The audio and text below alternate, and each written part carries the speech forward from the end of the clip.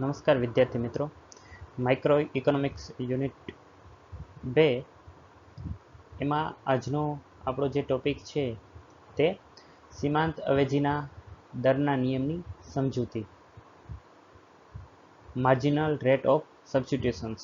તો ગયા લેક્ચરમાં આપણે તટસ્થ વક્રનો અર્થ, તટસ્થ વક્રના લક્ષણોની ચર્ચા કરી. ત્યાં થોડીક ચર્ચા આપણે સીમાંત અવેજીના દરના નિયમની પણ કરેલી. તો આજનો આપણો જે લેક્ચર છે યુનિટ 2માં બીજો લેક્ચર, એમાં ઘટતા સીમાંત અવેજીના દરના નિયમની સમજૂતી છે આપણે વિસ્તૃત રીતે અથવા તો વિસ્તારથી મેળવીએ. બરાબર. તટસ્થ વક્ર વિશ્લેષણ છે એનો એક મહત્વનો ભાગ. તટસ્થ વક્ર વિશ્લેષણ જે રીતે હિક્સ દ્વારા આપવામાં આવેલું છે એ જ રીતે ઘટતા સીમાંત અવેજીના દરનો નિયમ, બરાબર, અને ઘટતા સીમાંત અવેજીના દરનો નિયમ પણ કહી શકાય. તો સીમાંત અવેજીના દરનો જે નિયમ છે એ પણ હિક્સ દ્વારા આપવામાં આવેલો છે, માર્જિનલ રેટ ઓફ સબસ્ટિટ્યુશન્સ. બરાબર. એટલે તો આ જે સિદ્ધાંત છે, જે નિયમ છે, એને આપણે વિસ્તારથી જોઈએ. અહીં હિક્સના મત અનુસાર, હિક્સ દ્વારા જે નિયમ આપવામાં આવેલો છે તે નિયમ આ પ્રમાણે છે. તો કુલ સંતોષનું પ્રમાણ યથાવત રહે તે રીતે કોઈ એક વસ્તુના ઉત્તરોત્તર વધારે ને વધારે એકમો મેળવવા માટે બીજી વસ્તુના જેટલા એકમોનો ત્યાગ કરે છે તેને સીમાંત અવેજીનો દર કહી શકાય છે. સીમાંત અવેજીનો દર ઘટતો જાય છે. બરાબર. આ હિક્સ દ્વારા આપવામાં આવેલ નિયમ છે. તો અહીંયા આપણે જોઈ શકીએ છીએ કે પ્રથમ જે છે એ કુલ સંતોષનું પ્રમાણ યથાવત રહેવું જોઈએ. બરાબર. એટલે કે ગ્રાહકનો જે સંતોષ છે એમાં કોઈ ફેરફાર ન થવો જોઈએ. કુલ સંતોષનું પ્રમાણ યથાવત દરે જળવાઈ રહેવું જોઈએ. પછી કોઈ પણ વસ્તુ હોય તો આપણે અગાઉ જે જોઈ ગયા છીએ, સફરજન અને મોસંબીનું ઉદાહરણ લીધું હતું, અથવા તો એક્સ વસ્તુ અને વાય વસ્તુના સંદર્ભમાં. બરાબર. બે વસ્તુના સંદર્ભમાં હોય તો કુલ સંતોષ છે એનું પ્રમાણ યથાવત રહેવું જોઈએ. એટલે કે ગ્રાહકના સંતોષમાં કોઈ પણ પ્રકારનો ઘટાડો ન થવો જોઈએ. બરાબર. અથવા વધારો ન થવો જોઈએ, ફેરફાર ન થવો જોઈએ. એવું થાય એ રીતે અહીં કોઈ એક વસ્તુના, બરાબર, કોઈ એક વસ્તુના ઉત્તરોત્તર વધારે ને વધારે એકમો મેળવવા માટે, તો આપણી પાસે માની લઈએ કે બે વસ્તુ છે, એક એક્સ વસ્તુ અને બીજી વાય વસ્તુ.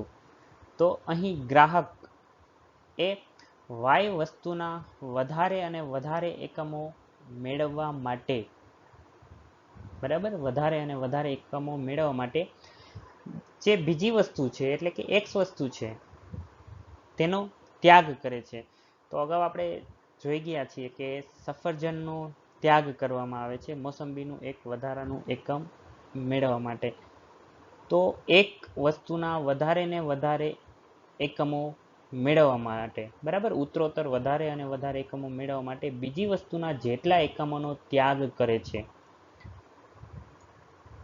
જતું કરે છે, બીજી વસ્તુ એ આપવા તૈયાર થઈ જાય છે એના બદલામાં, તો એને આપણે સીમાંત અવેજીનો દર કહી શકીએ. બરાબર. એને આપણે સીમાંત અવેજીનો દર કહી શકીએ. પછી બીજી બાબત અહીં એક એ નોંધવાની છે કે જે સીમાંત અવેજીનો દર, MRS, માર્જિનલ રેટ ઓફ સબસ્ટિટ્યુશન્સ, એ હંમેશા ઘટતો જાય છે. બરાબર. એટલે કે ત્યાગનું પ્રમાણ છે, વાય વસ્તુ મેળવવા માટે એક્સ વસ્તુનો ગ્રાહક જે ત્યાગ કરે છે એ ત્યાગનું પ્રમાણ ઉત્તરોત્તર ઘટતું જ જાય છે. મતલબ કે એ પોતાની પાસે જે વસ્તુ છે એ વસ્તુના ઓછા એકમોનો ત્યાગ કરે છે. બરાબર. તો આ વ્યાખ્યા ફરી આપણે આ રીતે જોઈ શકીએ કે કુલ સંતોષનું પ્રમાણ યથાવત રહે તે રીતે કોઈ એક વસ્તુના ઉત્તરોત્તર વધારે ને વધારે એકમો મેળવવા માટે બીજી વસ્તુના જેટલા એકમોનો ત્યાગ કરે છે તેને સીમાંત અવેજીનો દર કહી શકાય. અને આ સીમાંત અવેજીનો દર ઘટતો હોય છે. બરાબર, એટલે કે ત્યાગનો દર છે એ ઘટતો હોય છે. તો આ હિક્સ દ્વારા આપવામાં આવેલા સીમાંત અવેજીના દરના નિયમની વ્યાખ્યા અથવા તો અર્થ આપણે કહી શકીએ. બરાબર, આ રીતે એની સમજૂતી આપી શકાય છે. પછી અહીં સીમાંત અવેજીનો દર ઘટતો જાય છે. બરાબર, સીમાંત અવેજીનો દર ઘટતો જાય છે એટલા માટે સીમાંત અવેજીના આ જે નિયમ છે તેને ઘટતા સીમાંત અવેજીના દરના નિયમ તરીકે પણ ઓળખાવી શકાય છે. બરાબર, બીજા નામથી આવી રીતે ઓળખાવી શકાય છે, સીમાંત અવેજીના દરનો નિયમ અથવા તો ઘટતા સીમાંત અવેજીના દરના નિયમ તરીકે આપણે એને ઓળખાવી શકીએ છીએ. બરાબર, તો આ એનો અર્થ છે. આપણે ગઈકાલે થોડોક ખ્યાલ ગયા લેક્ચરમાં આનો જોયેલો સીમાંત અવેજીનો દર, ત્યાં આકૃતિ દ્વારા સમજૂતી મેળવેલી. આજે ફરીથી એ જ પ્રોસેસ કરવા જઈ રહ્યા છીએ, પણ થોડીક વિસ્તારથી. બરાબર, તો આ હિક્સ દ્વારા આપવામાં આવેલા સીમાંત અવેજીના દરનો નિયમ છે. હવે સીમાંત અવેજીના દરના નિયમને સમજવા માટે આપણે ફરીથી એક અનુસૂચિ લઈએ છીએ. બરાબર, ફરીથી એક અનુસૂચિ લઈએ છીએ. તો અહીંયા પણ તટસ્થ વક્રના જે લક્ષણો અથવા તો અર્થ હતો એ પ્રમાણે જ આપણે ફરીથી સમજૂતી મેળવવાની છે. તો અહીંયા સરખો સંતોષ આપતા સંયોજનો પસંદ કરવાના છે. પછી કોઈ પણ બે વસ્તુ, અહીં મોસંબી અને સફરજન લીધેલ છે, અથવા તો આપણે એક્સ વસ્તુ અને વાય વસ્તુ પણ લઈ શકીએ છીએ. અને ત્રીજું જે છે એ સીમાંત અવેજીનો દર. બરાબર, મોસંબી અને સફરજનનો. તો પ્રથમ જે સંયોજન છે, પહેલું સંયોજન, તો ત્યાં આપણે એક સંયોજન એવું જોઈએ છીએ કે 20 સફરજન અને 0 મોસંબી, એટલે કે વાય વસ્તુ છે એના 20 એકમ છે, એક્સ વસ્તુના 0 એકમ છે. આ રીતે પણ આપણે સમજૂતી મેળવી શકીએ છીએ. તો અહીંયા સીમાંત અવેજીનો દર છે એ આપણે નથી મળતો. હવે બીજું એકમ લઈએ છીએ આપણે. બરાબર, સરખો સંતોષ આપતા સંયોજનોમાંથી આપણે બીજા સંયોજન તરફ જઈએ તો ત્યાં એક એવું સંયોજન જોવા મળશે કે 14+1 સફરજનના 14 એકમ અને મોસંબીનું 1 એકમ. પણ અહીંયા એક બાબત એ જોવા મળે છે કે વધારાના એક મોસંબી મેળવવા માટે, બરાબર, વધારાના એક મોસંબીને મેળવવા માટે ગ્રાહક છે એ શરૂઆતમાં 6 એકમ સફરજનનો ત્યાગ કરવા તૈયાર થઈ જાય છે. 6 એકમ સફરજનનો ત્યાગ કરવા તૈયાર થઈ જાય છે. ત્યાર પછી આપણે ત્રીજા સંયોજન તરફ જઈએ તો અહીં 9 સફરજન અને 2 મોસંબી. બરાબર, એટલે એક વધારાનું મોસંબી મેળવવા માટે અહીં આપણે જોઈ શકીએ છીએ કે ગ્રાહક છે એ 5 સફરજનનો ત્યાગ કરવા માટે તૈયાર થઈ જાય છે. વધારાનું એક મોસંબી મેળવવા માટે 5 સફરજનનો ત્યાગ કરવા માટે તૈયાર થઈ જાય છે. પછી ચોથા સંયોજન તરફ જઈએ તો ચોથા સંયોજનમાં આપણને એવું જોવા મળે છે કે 5 સફરજન અને 3 મોસંબી.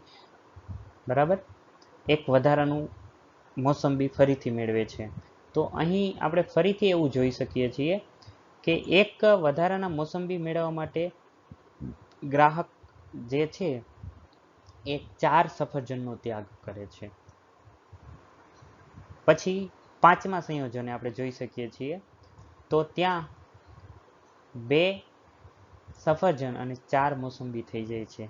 અને અહીં આપણે જોઈએ તો ત્યાં એક વધારાનું મોસંબી મેળવવા માટે ગ્રાહક જે છે એ 3 સફરજનનો ત્યાગ કરે છે.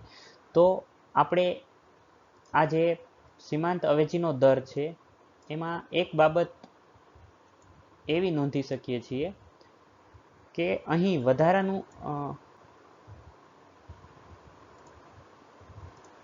વધારાનું એક મોસંબી મેળવવા માટે દર વખતે બરાબર ગ્રાહક સફરજનનો ત્યાગ કરે છે. પણ એ બાબત ત્યાં એવી જોવા મળે છે કે વધારાનું એક મોસંબી મેળવવા માટે જે ત્યાગનું પ્રમાણ છે એ ઉત્તરોત્તર ઘટતું જાય છે. બરાબર, ત્યાગનું પ્રમાણ છે એ ઉત્તરોત્તર ઘટતું જાય છે. તો પહેલા એકમે આપણે જોઈએ ત્યાં 6 સફરજનનો ત્યાગ કરે છે, બીજા એકમે 5 સફરજનનો ત્યાગ કરે છે, ત્રીજા એકમે 4 સફરજનનો ત્યાગ કરે છે અને 5મા એકમે એ 3 સફરજનનો ત્યાગ કરે છે. તો આ જે ત્યાગનું પ્રમાણ છે, ગ્રાહક દ્વારા એક વસ્તુનો ત્યાગ કરવામાં આવે છે, સામે બીજી વસ્તુ મેળવવામાં આવે છે, તો એ ત્યાગનું પ્રમાણ છે એ ઉત્તરોત્તર ઘટતું જાય છે. બરાબર. અને બીજું કે તેની પાસે જે વસ્તુ હતી નહીં, અહીંયા આપણે જોઈ શકીએ છીએ કે શરૂઆતમાં 0 મોસંબી હતા, પછી એ વસ્તુના વધારે એકમ મેળવવા માટે ગ્રાહક છે બરાબર ઉત્તરોત્તર વધારે ને વધારે એકમ મેળવવા માટે પ્રથમ જે વસ્તુ છે એનો ત્યાગ કરતો જાય છે. બરાબર, પ્રથમ જે વસ્તુ છે એનો ત્યાગ કરતો જાય છે. એ ત્યાગ જે છે એનું પ્રમાણ એ ઘટતા દરમાં કરે છે. બરાબર, એટલે ત્યાગનું પ્રમાણ છે એ ઓછા ને ઓછા એકમોમાં કરતો જાય છે. તો આપણે જે વ્યાખ્યા જોઈ એના આધારે આપણે કહી શકીએ કે આને ઘટતા સીમાંત અવેજીના દરનો નિયમ પણ કહી શકાય. શું કામ? તો એક સીમાંત એકમ મેળવવા માટે ગ્રાહક દ્વારા પ્રથમ વસ્તુનો જે ત્યાગ કરવામાં આવે છે એનું પ્રમાણ ઉત્તરોત્તર ઘટતું જાય છે. બરાબર, તો આ અનુસૂચિ દ્વારા આપણે આવી રીતની એની સમજૂતી મેળવી શકીએ. હવે નેક્સ્ટ આપણે એની આકૃતિ જોઈએ. તો અહીં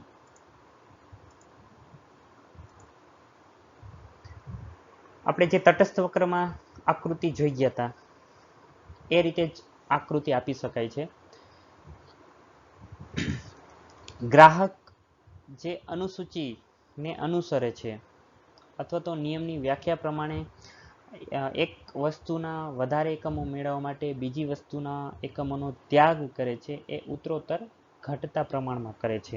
બરાબર, તો આ જે સીમાંત અવેજીના દરના નિયમનું મહત્વ જ્યારે આપણે જોઈશું ત્યારે આપણે ખબર પડશે કે શું કામ એનો અભ્યાસ કરવો જરૂરી બને છે. તો અહીંયા પણ આપણે જે સમજૂતી મેળવેલી એ પ્રમાણે 20 સફરજન અને 0 મોસંબી આ પ્રમાણે ગ્રાહક પાસે પ્રથમ સંયોજન હતું. હવે ગ્રાહક છે એ 6 સફરજનનો ત્યાગ કરે છે અને એક વધારાનું મોસંબી મેળવે છે. બરાબર, તો આ એના ત્યાગનું પ્રમાણ થયું. એક વધારાની વસ્તુ છે, વધારાની મતલબ કે બીજી વસ્તુ છે એના ઉત્તરોત્તર વધારે અને વધારે એકમો મેળવવા માટે ગ્રાહક છે એ આવી રીતનો ત્યાગ કરતો જાય છે. હવે ફરીથી આપણે જોઈએ તો વધારાનું એક મોસંબી મેળવવા માટે બરાબર બીજી મોસંબી મેળવવા માટે એ ફરીથી 5 સફરજનનો ત્યાગ કરે છે.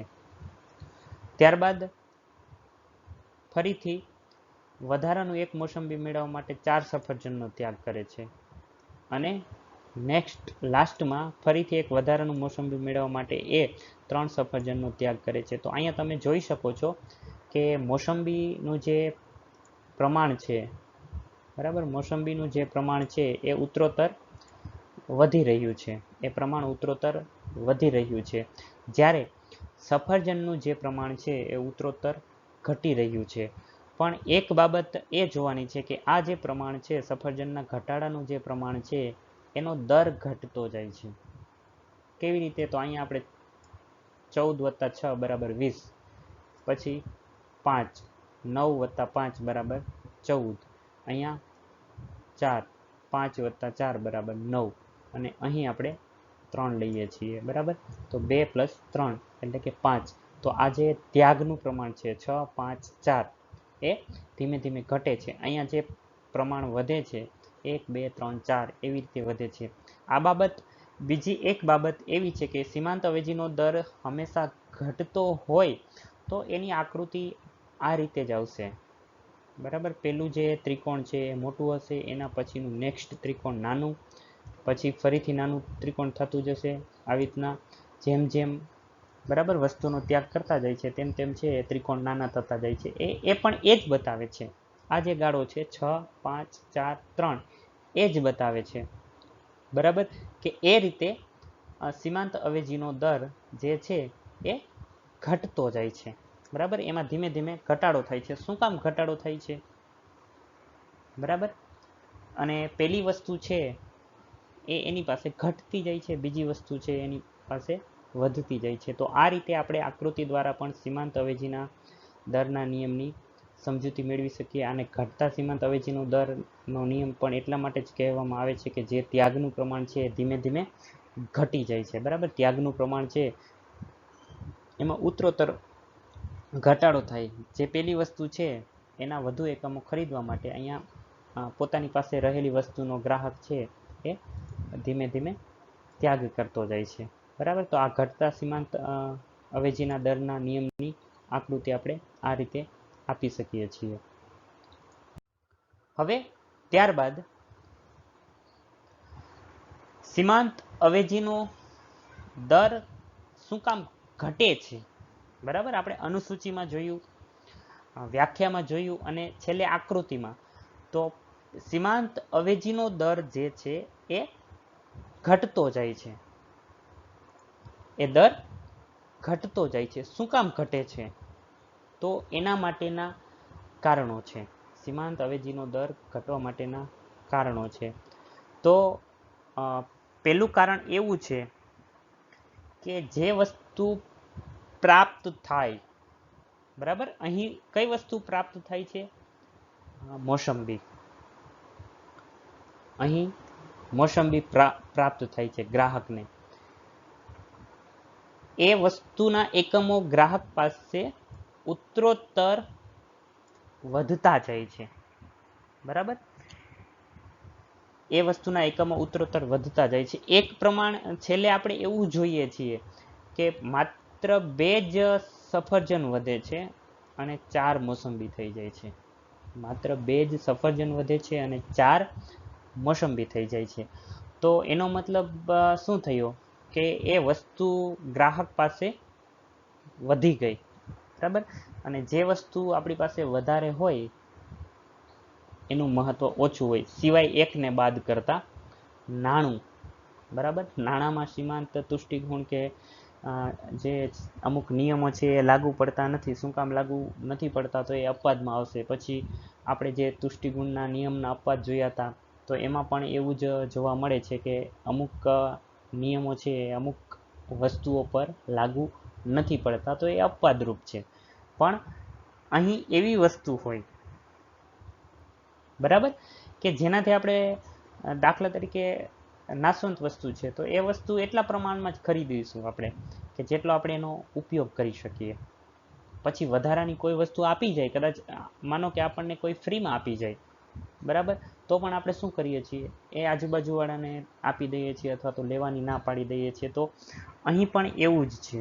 હા, મની મેટર છે તો એમાં એ નિયમ લાગુ નહીં પડે, કારણ કે ત્યાં આખું ચિત્ર જે છે એ ચેન્જ થઈ જાય છે. એટલે આપણે એની ચર્ચામાં અહીંયા નથી પડતા. તો જે વસ્તુ ગ્રાહકને પ્રાપ્ત થાય છે એ વસ્તુ છે એ બીજી વસ્તુના પ્રમાણમાં વધતી જાય છે. તો છેલ્લે આપણે અહીંયા જોઈ શકીએ છીએ કે 2 સફરજન અને 4 મોસંબી થઈ જાય છે. બીજી વસ્તુના પ્રમાણમાં વધતી જાય, મતલબ એવો છે કે એ વસ્તુનું મહત્વ ગ્રાહક પાસે ઘટી જશે. બરાબર, એ વસ્તુનું મહત્વ ગ્રાહક પાસે ઘટી જશે. બીજું કે એ જે વસ્તુ મેળવવાની તીવ્રતા છે, બરાબર, આ જે વસ્તુ મેળવવાની તીવ્રતા છે એ તીવ્રતામાં ઘટાડો આવી જાય છે. કારણ કે આપણે શરૂઆતમાં 6 એકમ એક વસ્તુના 6 એકમ આપી દેવા માટે એટલા માટે તૈયાર હોઈએ છીએ કે આપણી પાસે એ વસ્તુ હતી જ નહીં. આપણી પાસે એ વસ્તુ હતી નહીં, એટલે આપણે તીવ્રતા હતી કે નહીં મારે એ વસ્તુ જોઈએ છીએ, બરાબર. પણ જ્યારે એ વસ્તુ પ્રાપ્ત થઈ ગઈ પછી શું થાય છે, તો એની જે તીવ્રતા છે વસ્તુ મેળવવાની એ ઘટી જાય છે. એટલે કે એ વસ્તુ આપણી પાસે વધતી જાય એમ એનું મહત્વ ઘટતું જાય છે, બરાબર. પરિણામે એવું સર્જાય છે કે જે બીજી વસ્તુ છે જેનો ત્યાગ કરીએ છીએ, બરાબર, એ ત્યાગ આપણે ધીમે ધીમે ઘટાડી દઈએ છીએ. તો અહીં આપણે સફરજનમાં જોઈ શકીએ છીએ કે પહેલા છે 6 એકમનો ત્યાગ કરે છે, બીજી વખત છે 5 એકમનો ત્યાગ કરે છે, ત્રીજી વખત છે 4 એકમનો ત્યાગ કરે છે. તો એ ત્યાગનું પ્રમાણ જે છે એ આપણે ઘટાડતા જઈએ છીએ, બરાબર. એ ત્યાગનું પ્રમાણ ઘટાડતા જાય છે કારણ કે એ વસ્તુ આપણી પાસે ઓછી થતી જાય છે.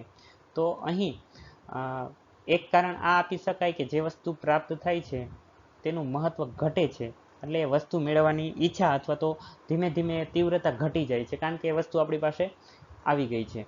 હવે પછી જે વસ્તુનો ત્યાગ કરેલ છે, બરાબર, જે વસ્તુનો ત્યાગ કરેલ છે, તો અહીંયા આપણે સફરજનનો ત્યાગ કરીએ છીએ, એ વસ્તુનું મહત્વ વધતું જાય છે, બરાબર. એ વસ્તુનું મહત્વ વધતું જાય છે. તો મહત્વ વધવાથી એના ત્યાગની જે તીવ્રતા હતી એ આપણે ઘટાડી દઈએ છીએ, બરાબર. એના ત્યાગની જે તીવ્રતા હતી, દાખલા તરીકે પહેલી વાર 6 એકમનો ત્યાગ કરીએ છીએ, બીજી વાર 5 એકમનો ત્યાગ કરીએ છીએ. શું કામ? તો એ વસ્તુ આપણી પાસે ઓછી થાય છે, એટલે આપણે જે શરૂઆતમાં તો ઘણા બધા એકમો હોય તો કદાચ એવું થાય કે ચાલો આમાંથી ઓછું થઈ જાય, એનો ત્યાગ કરી નાખીએ, પણ પછી જે વસ્તુ છે ધીમે ધીમે ઓછી થઈ જાય અને બીજી વસ્તુ છે એ ધીમે ધીમે વધી જાય છે. તો ત્યાં જે ત્યાગ છે એની તીવ્રતા ઘટી જાય છે. એ તીવ્રતા ઘટવાના કારણે શું થાય છે, સીમાંત અવેજીનો જે દર છે, બરાબર, સીમાંત અવેજીનો જે દર છે એ ઘટી જાય છે, એટલે કે ત્યાગનું પ્રમાણ ઘટે છે. તો અહીંયા આપણે આ પ્રમાણે જોઈ શકીએ છીએ 4 એકમ, 6 એકમ, 5 એકમ, 4 એકમ, પછી 3 એકમ, બરાબર. શું કામ? તો એ વસ્તુ જે છે એ આપણી પાસે ઘટે છે. હવે જેવી વસ્તુ ઘટશે એવું એનું મહત્વ વધી જશે કારણ કે એ વસ્તુ ઓછી થઈ ગઈ. કદાચ મે બી એવું બને કે સામે આપણે જે વસ્તુ મેળવીએ છીએ એ વસ્તુનું પ્રમાણ વધી જાય અને આ વસ્તુનું પ્રમાણ ઘટી જાય.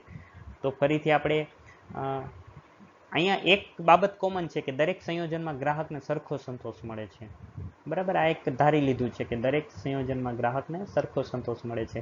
તો આ રીતે છે એ આપણે કહી શકીએ, બરાબર. સીમાંત અવેજીના દરના ઘટવા માટેના જે કારણો છે, તો પહેલું કારણ એવું છે કે જે વસ્તુ પ્રાપ્ત થાય છે તેનું મહત્વ ધીમે ધીમે ઘટે છે, એટલે એ વસ્તુ મેળવવાની ઈચ્છા ઓછી થઈ જાય. આપણી પાસે જે હોય, બરાબર, એ આપણે એની ગણના એટલી બધી કરતા નથી, અને વધારે પ્રમાણમાં હોય તો ખાસ, જો માપસર હોય તો વાંધો નહીં.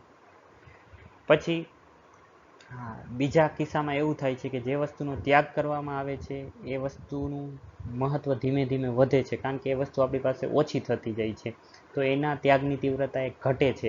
તો આ બંને કારણોના લીધે, બરાબર, વસ્તુ મેળવવાની ઈચ્છા ઘટે છે અને ત્યાગની તીવ્રતા ઘટે છે. આ બંને કારણોના લીધે સીમાંત અવેજીનો જે દર છે એ ઘટતો જોવા મળે છે, બરાબર, એ ઘટતો જોવા મળે છે.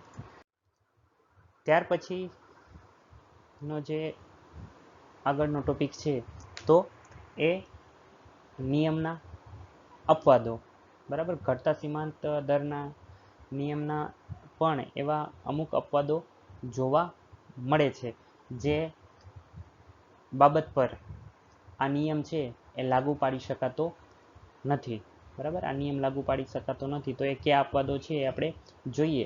તો અહીં પહેલો અપવાદ જે છે એ પૂરક વસ્તુઓ છે, બરાબર. પહેલો જે અપવાદ છે એ પૂરક વસ્તુઓ છે, એટલે કે બે વસ્તુઓ છે એકબીજા સાથે પૂરકપણાના સંબંધથી જોડાયેલી હોય તો ત્યાં આ નિયમ લાગુ નથી પડતો. શું કામ નથી લાગુ પડતો? તો ઘટતા સીમાંત અવેજીના દર ના નિયમ પ્રમાણે જે સીમાંત અવેજીનો દર છે એ ઘટવો જોઈએ, બરાબર, એમાં ઘટાડો થવો જોઈએ. પણ પૂરક વસ્તુ જ્યારે આપવામાં આવેલી હોય અથવા તો કોઈ પણ બે પૂરક વસ્તુ હોય તો એમાં સીમાંત અવેજીનો દર છે એ ઘટતો નથી, બરાબર, એ ઘટતો નથી. તો આપણે ગઈકાલે આની સમજૂતી મેળવેલી છે, એક બે ઉદાહરણ પણ જોયેલા છે કે ટ્યુબ અને ટાયર. હવે આ ઉદાહરણ કદાચ અત્યારના સમયમાં લાગુ ના પડે તો આપણે શૂઝ, બરાબર, બૂટ ચપ્પલનું ઉદાહરણ લઈ શકીએ કે એક જ પગના બે શૂઝ આપણને આપવામાં આવે તો આપણે એની ખરીદી નથી કરતા. શું કામ નથી કરતા? તો એ બંને વસ્તુ એકબીજા સાથે પૂરકપણાથી જોડાયેલી છે. એટલે એક જ પગની બંને વસ્તુઓ આપણને આપવામાં આવે તો એનાથી આપણને કશો ફાયદો નથી થવાનો. આપણે ફરીથી એનું જે બીજી વસ્તુ છે એની સાથે જે જોડાયેલી વસ્તુ છે એ ખરીદવી પડે છે. તો અહીં આપણે એવું કહી શકીએ કે પૂરક વસ્તુ જ્યારે હોય ત્યારે ઘટતા સીમાંત અવેજીના દરનો નિયમ છે એ લાગુ પડતો નથી, બરાબર. આપણે જ્યારે તટસ્થ વક્રના લક્ષણો જોતા હતા તો ત્યાં એ બાબત આપણે જોયેલી કે જ્યારે પૂરક વસ્તુ હોય તો નિયમ તટસ્થ વક્ર છે એ સમતૃપ્તિ વક્ર છે એ કાટકોણ આકારનો હોય છે, કાટકોણ આકારનો હોય છે, બરાબર. બંને વસ્તુ એકબીજા સાથે જોડાયેલી છે પૂરકપણાના સંબંધના કારણે. તો પૂરક વસ્તુઓમાં આ નિયમ લાગુ પડતો નથી. ત્યારબાદ બીજો અપવાદ છે સંપૂર્ણ અવેજી વસ્તુઓ. તો મિત્રો સાંપ્રત વિશ્વમાં અથવા તો સમયમાં વસ્તુઓ એકબીજાની સંપૂર્ણ અવેજી હોય એવી કોઈ બાબત જોવા મળતી નથી, બરાબર. એકબીજાની સંપૂર્ણ અવેજી હોય એવી કોઈ બાબત જોવા મળતી નથી. હા, નજીકની અવેજી હોઈ શકે છે, નજીકની અવેજી હોઈ શકે છે. તો અહીં જ્યારે વસ્તુઓ એકબીજાની સંપૂર્ણ અવેજી હોય ત્યારે આ નિયમ લાગુ પડતો નથી. શું કામ નથી લાગુ પડતો? તો વ્યાખ્યા પ્રમાણે સીમાંત અવેજીના જે દર છે એ ઘટવો જોઈએ, પણ સંપૂર્ણ અવેજી વસ્તુઓ હોય ત્યારે એ સ્થિર રહે છે, એમાં કોઈ ફેરફાર થતો નથી. ગયા લેક્ચરમાં આપણે એક ઉદાહરણ જોયેલું, નોટ, બરાબર, 5 રૂપિયાની 3 નોટ આપવામાં આવે અથવા તો 1 રૂપિયાની 15 નોટ આપવામાં આવે, બંનેનું મૂલ્ય જે છે એ સરખું થાય છે. અથવા તો 20 રૂપિયાની નોટ આપવામાં આવે કે એકના 20 સિક્કા આપવામાં આવે તો ત્યાં સીમાંત અવેજીના જે દર છે એ ચેન્જ નથી થતો, બરાબર, એ યથાવત રહે છે.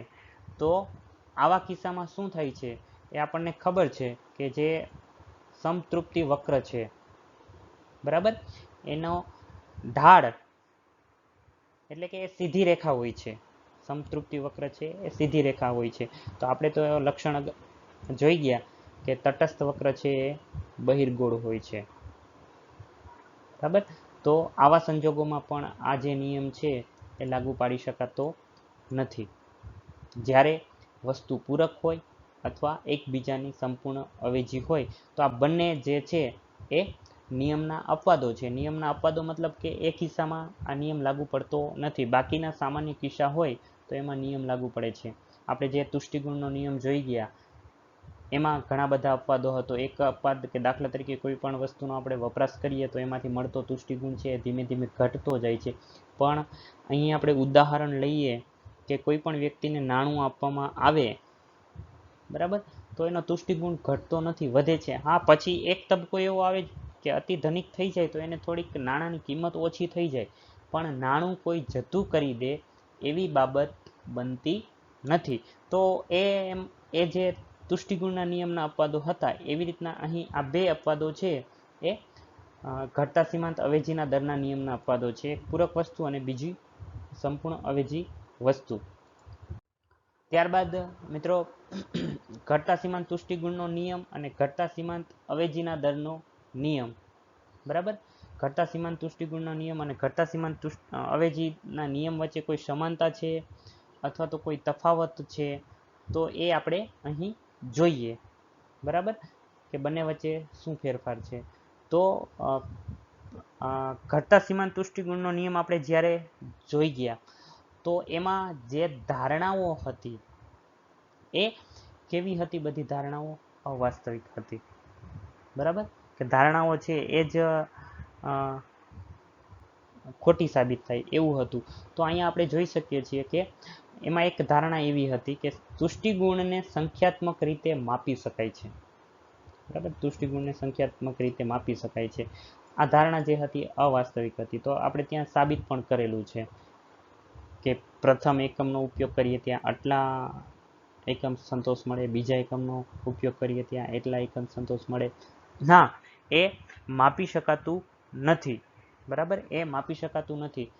તો અહીં જે સીમાંત અવેજીનો દર છે એમાં બંનેમાં શું તફાવત છે? તો પહેલામાં અવાસ્તવિક ધારણા હતી, અહીંયા એવી કોઈ અવાસ્તવિક ધારણા નથી. પછી અહીંયા એક વસ્તુ એના બદલામાં બીજી વસ્તુ, બરાબર, તો આપણે બે વસ્તુ હતી, સફરજન અને મોસંબી, અથવા તો એક્સ અને વાય. આ બે વસ્તુમાંથી ગ્રાહક છે એની પાસે તક રહેલી છે, એને તક આપવામાં આવે છે, પસંદગી આપવામાં આવે છે કે એને કઈ વસ્તુ પસંદ કરવી. તો એ પણ આપણે જોઈ ગયા કઈ વસ્તુ પસંદ કરશે, બરાબર. જે વસ્તુ વધારે છે એનું મહત્વ ઓછું છે, જે વસ્તુ ઓછી છે એનું મહત્વ વધારે છે, તો એ પ્રમાણે એ પસંદગી કરે છે. તો અહીંયા ગ્રાહકને વસ્તુ પસંદ કરવા માટે પસંદગી અથવા તો એ પ્રમાણે નકશો આપવામાં આવે છે.